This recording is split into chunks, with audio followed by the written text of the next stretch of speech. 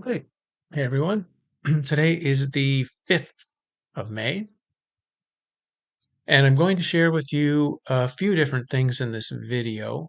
I'll do it as an audio with just a picture overlay. Again, I still haven't got my internet upgraded fast enough yet to be able to do the whole thing as video, but I just wanted to, you can see me here when we start.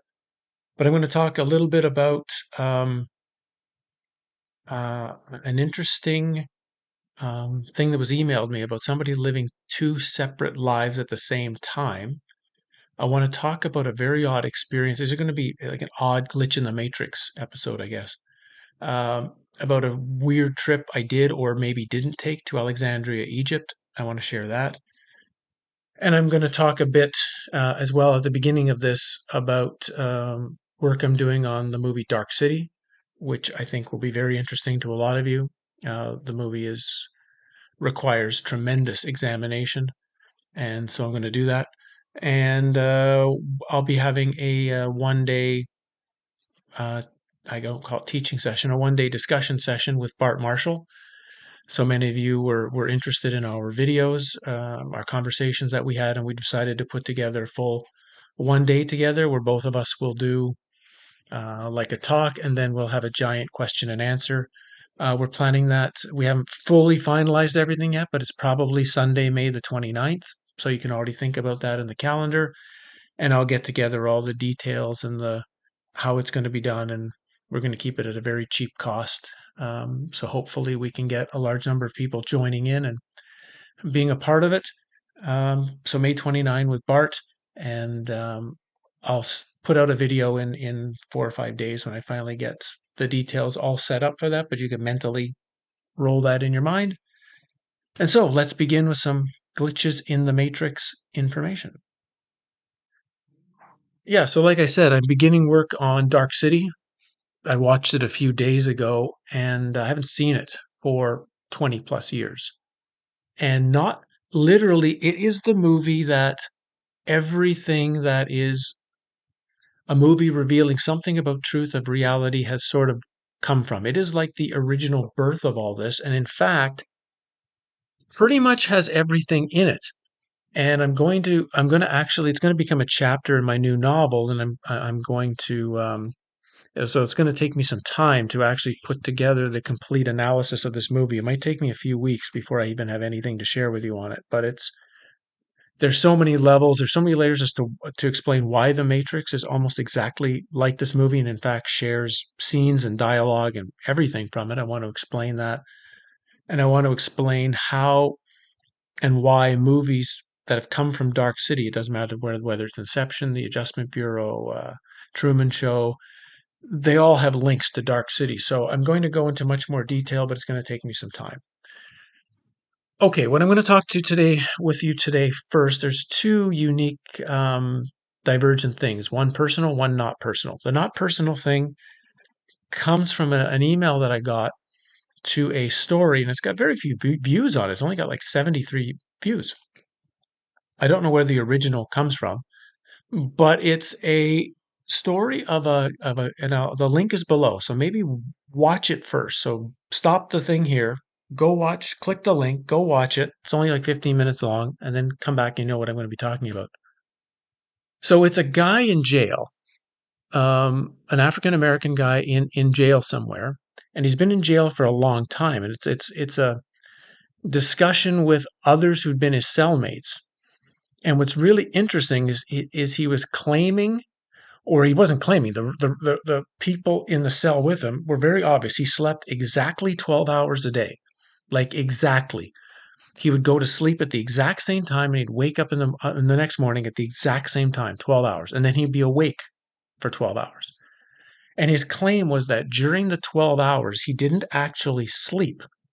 So the way we would regard sleep, he didn't sleep. He instead was living a second life, actually as a white person in somewhere else in the United States, younger than he was. So he was experiencing over this time, and I guess it was a long period of time. This jail thing has happened. So he I guess started this as a very young boy in this second life, and as the young boy, he would be talking to his parents about this other life he has as a prisoner in jail. And the parents in the other life thought he was crazy and were sending him to psychiatrists and whatnot. And he's had all of this other supposed life is having these very difficult experiences. I guess he's married, he has a completely different job. But in that life, supposedly, he's also awake for 12 hours and asleep for 12 hours. Now, I'm bringing this up linked in again to what I'm doing with Dark City, because Dark City is very much um, a story about memories, right? Can you trust memory? Can you trust history? Can you trust your identity? Because in Dark City, the identity is reformed every morning. Literally, every morning you wake up with a new identity and a new history. So it's like literally the robots in Westworld every single day are a new identity. So here's a guy who's dealing with, in his own presentation, two complete realities. Now, it's claimed this guy, if you listen to the video, he's claiming that this didn't start until he was in jail. So is this some sort of psychological break that's trying to give him some sort of some sort of life internally? It has nothing to do with these living two lives. It's something psychological.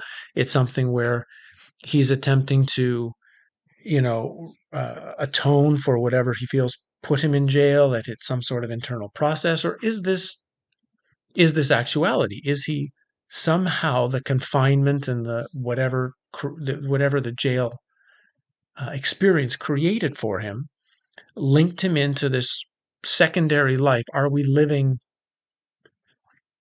we also not just, I talk a lot about parallel lives, how we're living the same life over and over, or living the same life in multiple realities, but are we living multiple lives as multiple people in the same actual reality? Like, am I person A here, and am I like person B living in Mexico or Japan or somewhere in Africa, and I have at least one other second life. I've heard stories, and Castaneda talks about this. He talked about, and I wish I could remember the book, where he talks about what he calls, not, and it's not like a doppelganger. What did he call it? Because it's not someone who looks like you. He called it something like your other, or something like your, I can't remember the term of it, but it's someone who's living a life exactly at the same time frame as you are living right now, and but they are living in an opposite. So whatever life you're living, your opposite is living the complete opposite of your life. So if you're happy, they're sad. If you're rich, they're poor. If you're married, they're not. If you're ill, they're healthy. If you're weak, they're strong. Whatever. If you're yeah, if you're happy, they're sad. So it's very, very strange that they're. And he talked about one of the key elements of your life as a life quest is to meet this other being, and he had a name for it. If I can bump into it again, I'll put it on the screen what the name is. But he had a name for this secondary you. And he said, if by chance these two, and they're not like just, it's not like just, he didn't like claim it as it's like another consciousness or another thing you're connected. Literally, he's claiming it's you. It's literally you in a sort of opposite form living in this particular life. And one might be, yeah, female, one's male, one's younger, one's a little older, but you're living at the same time frame. And he said, if you could meet this person, this other, there would be some sort of unbelievable energetic experience that would happen if the two of you could link.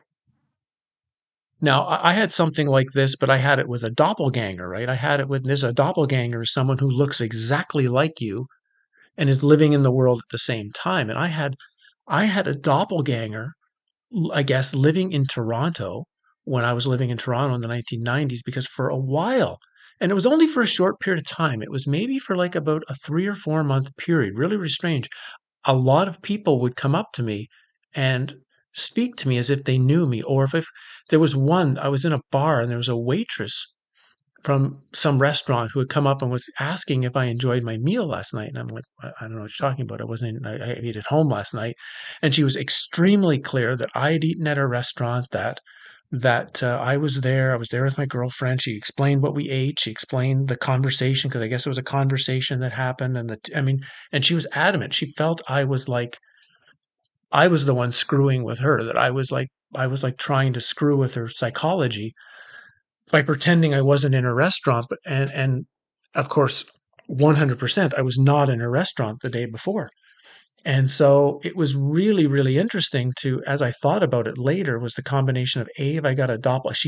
I don't think she remembered the name of the person because I don't know if they paid with like a credit card or she looked at the name or got the name if it was paid in cash. So couldn't remember who the name was because I wanted to try to track down people in this name in Toronto. If I could get a name of this person, I'd like to have found out where they lived or where they worked, so at least I could sort of hide across the street, read a newspaper, and see, okay, first, does the person really look like me? Do they is this person so unique like me that it would fool another person? So I never got a name to be able to track the person down, but this happened multiple times during this, like I say, a very short period, like a 3 or 4 month period, and so I don't know if that's an other. I don't know if that's bleed again, where there's this idea of parallel realities bleeding into one another, and for a while, me from it was not like a second doppelganger living. It was really me living in a parallel reality, and sort of somehow we were in the same reality at the same time because it only lasted a few months and then this stopped. Nobody was coming up to me and asking about, I saw you last night or it was great to see you again or thinking they knew who I was in some way. Again, nobody ever gave me a name though. Nobody who ever was doing this gave me a specific name. So it's almost like it could have been me, and if they were giving the name, it would have been me. I saw you, last night. This is your name, same name. So that's kind of links into the story of the guy who's feeling he's got two lives. Now, what's so unique about it is that he really, at least his cellmates claimed, he really did sleep 12 hours exactly a day and was awake exactly 12 hours for the day. So if this person wasn't sleeping as we know sleep, which is sort of at times a blackness, at times dreaming, at times just, all sorts of things that go on during our sleep period. So he wasn't actually in a state of sleep that literally you might say consciousness just left his body and entered this other body that was living 12 hours a day somewhere else, I guess, or in some other form of reality. Then what happened to the prisoner when he actually slept? What kind of was anything going on in, because we talk about how, oh, sleep is really important. You need it to recharge your body, for your mind to go through your day, to cleanse things out, for your cells in your system to. But if this wasn't happening, then what sort of sleep was he getting? And it didn't seem like they didn't talk about him being sick or ill or having any sort of psychological problems during the day, other than, of course, he at times was confused and was very careful who he talked to about this story because if people he told would have thought he was nuts, right? So he didn't say too much about it other than to a few cellmates that I guess he began to really trust over time. And so I'd be curious after you guys listen to this. Again, it's only like 15 minutes long. What you think? What you might think of the story? And if you've ever had experiences like mine where people have really thought, I mean, I've had a couple of these where people have thought I've been semi-famous people, right? I had the one story in Las Vegas where the person thought I was Ryan. These girls thought I was Ryan Sandberg. I had another in a bar where this woman was adamant that I was Jimmy Smits from L.A. Law. Was that the TV show he was on? Like literally, she was adamant. I'm Jimmy Smith. I had to sign an autograph to actually get rid of her, to actually stop her from talking to me, and she was getting very, very angry that I couldn't just say I was in town. But the doppelganger or whatever this doppelganger thing was links more to the story of the this person, the cellmate, and so it's really getting me thinking: Are we living? Can we be considered living these multiple lives like Castaneda is talking? That there's almost like two of us living simultaneously, which are in some way opposition to each other. And yes, if you ever met that person it almost, you would think it'd be an energetic explosion. The two opposites would fuse together, right? Almost like masculine, feminine, yin and yang, dark and light would fuse together into one, which would have to be sort of an energetic explosion for both sides, and maybe literally all that is in your all that you think you don't have, or all that you think is opposite to you, would be instantly regained. So both of those, both you and this other, would become whole creatures. Maybe it's something we've been searching for, something like this in relationships, right? We go looking for a male or a female partner to try to, almost in a sense, match up what we don't have. But maybe it's sort of a the real seeking is to try to find this one other being who is our exact opposite, or who is our linked opposite, and we just need to meet with them. Anyway, I'm sharing that with you. The second story I wanted to share with you that came up as I was thinking about these glitches in the matrix, and again to see what um, something you guys might share or have an idea with, and it's about a trip to Alexandria, Egypt, that I don't know if I took. So I'm going to explain it. Is that on my first trip to Egypt, I was in Egypt for approximately 3 months. My first experience in Egypt, and my focus was mostly in Cairo, right, with pyramid structures. I did spend like I guess 5 or 6 days in Aswan. I spent at least 3 or 4 weeks or something like that in Luxor, going through all the sites and temples of Luxor. One place I did want to go see, it was on my list. It was the city of Alexandria. Not so much because it really had nothing to do with the ancient Egypt I was studying and writing about, but because, more or less, because of how it became the sort of Greek Hermetic city at the time of the Ptolemies, how it had the famous library of Alexandria that burned down. And I remembered there was a combination of, it was difficult for me to choose when to go on this trip. There was some reason when I was in Cairo, because I began shortening my trip a little bit. It was originally planned to be like 4 months, and I was getting too long, and I needed to cut like 3 or 4 weeks off it to shorten it and save some money. And so there were a few things I wanted to do that I didn't, or did quicker, or did less than I thought. But I still wanted to go to Alexandria, and I remember I had trying to find, because certain days the train was cheaper than other days, and I was trying to fit all that into when I wanted to do other stuff. But I really I found I found on the map where the library had originally supposed to have been, where a second library that also supposed to have burned down was, and there was a few other sort of Greco-Roman ruins, early Egyptian things that I'd wanted to see. Okay, when I think back, when I began looking into this again, maybe about 4 years. So that trip was in 2004. So around 2008, 2009, I'd already been to Egypt a second time. Um, but I was thinking about my trip to Alexandria, and I was thinking about, because I remembered there was a particular area that you walked on the near the coastline that had very unique buildings and had restaurants and things, and there were some certain angles that you got some really unique views.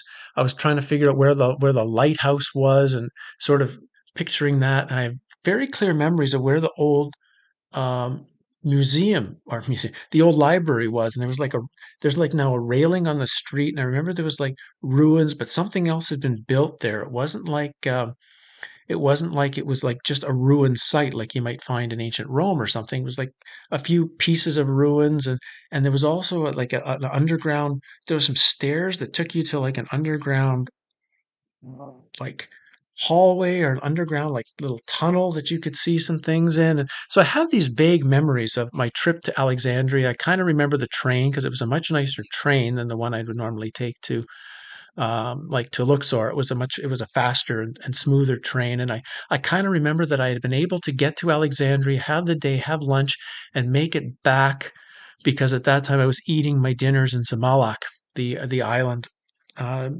in Cairo. I was staying in Zamalek, which is kind of the where a lot of the American students would stay. So it had a very like North American-ish feel, and it was much quieter, and didn't have the same hustle and bustle of when you had to be in regular Cairo. So I actually could sleep and have some nice meals. Anyway, so when I thought about my trip to Alexandria a few years later, and I was then trying to remember the specifics of these locations, and I went into my photo album, and I've got like 400 photographs of 500 photographs, whatever, of Egypt. I didn't have one of my trip to Alexandria.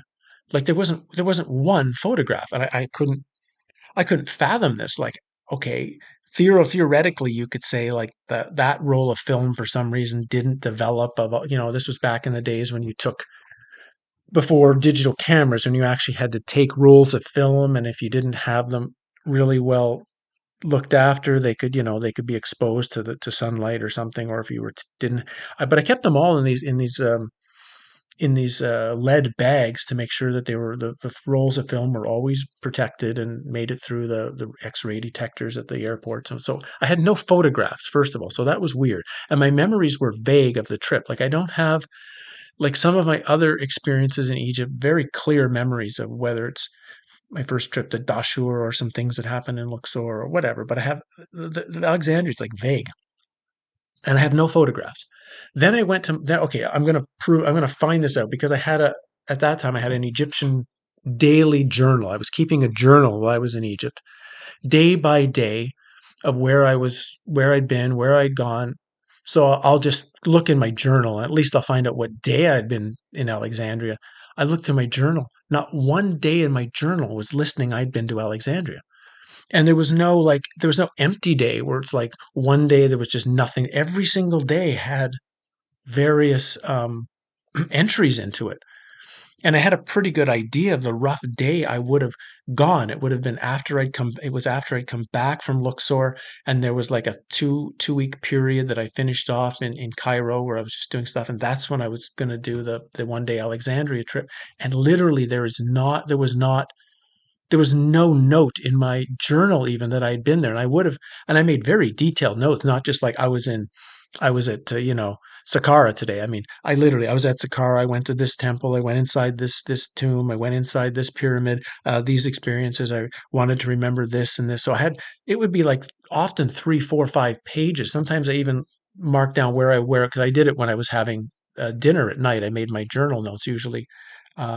When I was having dinner, or sometimes on the bus on the way home. So I would also record where I was and what I was seeing and what was going on while I made there's nothing, zero.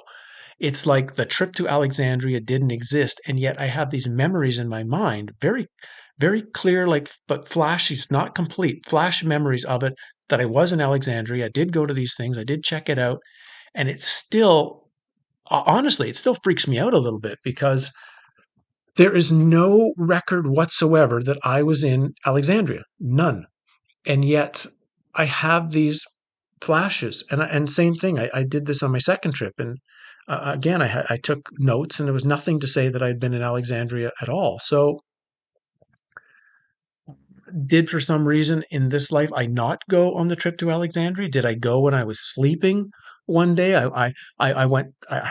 Literally did it while I was asleep, like sort of like what's happening with this prisoner. I was living some sort of second life, and the second life went to Alexandria and did it while I slept, and then I didn't need to actually go in this life, even though I've already went but have no record of it.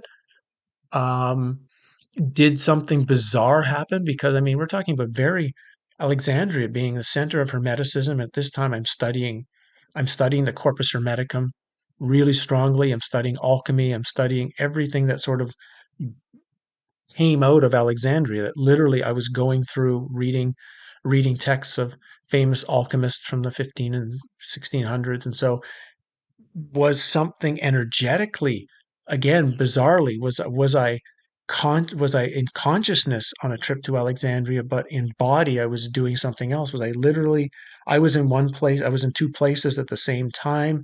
And again, so then the next day I got confused, or the day I thought I would need to go to Alexandria, I didn't have to. Oh, I went, I did it.